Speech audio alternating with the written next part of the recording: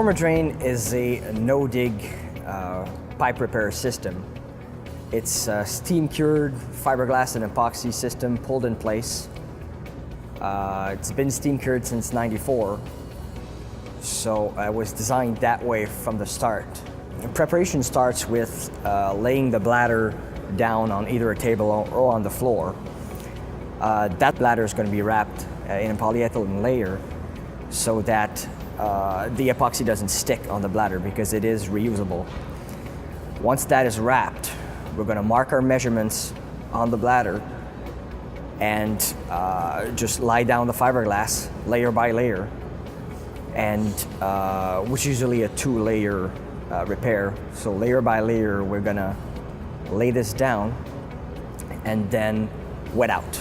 This means we put the epoxy over the fiberglass. Every single fiber has to be covered. The amount of resin that's going to be put on this fiberglass is precisely calculated, and we can find that information in the installation manual.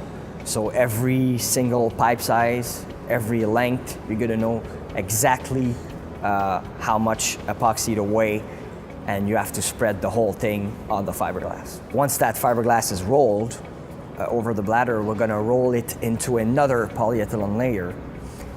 That's going to make it more watertight once the repair is in, and that's going to prevent the resin from going into cracks. So once that is wrapped, we're going to U-fold it to make it smaller. So you fold it in U, tape it like about every foot, and then it's reeled on a big reel that is supplied with the equipment and taken to the job site. Once we get on site, since it's a pulled-in-place process, we're going to need to string a line from an upstream access to a downstream access. In a residential case, it's usually a clean-out upstream at a manhole, a municipal manhole downstream. When the line is strung, we're going to pull back the winch from the manhole to the clean-out. This way, we've got a link between the insertion point, which will be the clean-out, and the pulling point, which will be the manhole in the street.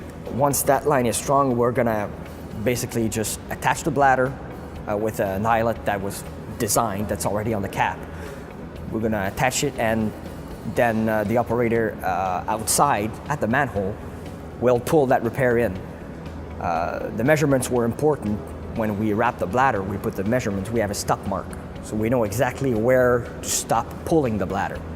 This way we know it's in place. We know the repair is where it belongs. Once it's in place, all you have to do is bring the hoses in from the trailer, set it up outside for the steam intake and the air intake, and then basically attach it to the bladder and inflate it. And we inflate with straight steam. So we don't put air. Air is going to be there as a backup and for cool down once the cure is done. We're going to inflate the bladder with straight steam. And when that steam is in, the pressure of the bladder is going to make the repair conform to the old pipe, and the heat is going to make the resin cure and harden to make a perfectly cured and perfectly solid repair each time, every time. Since the fiberglass is laid flat, once you roll it over the bladder, it's not a tube, so it can conform to different shapes and sizes. So we can usually go from one upsize, let's say 4 inches to 6 inch, we can do the transition perfectly without knowing where it is down the line, because it will conform. Since it's like a newspaper, like a rolled newspaper, it's gonna open up, which the tube can't do. You gotta stitch, you gotta make sure you know where it is and position it. How a repair is gonna conform to that.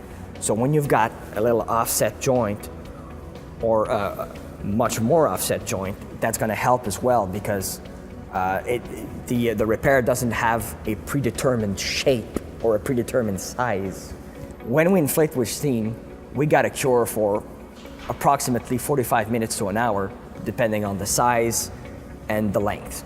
Once the liner is cured, the operator at the winch, at the manhole, will break the seal between the plastic, the protective polyethylene sheet and the repair, the actual epoxy. When it's broken, he's going to crank it up all the way up to get the bladder out. And once the bladder out, he reels it over the rail and puts it back in the trailer.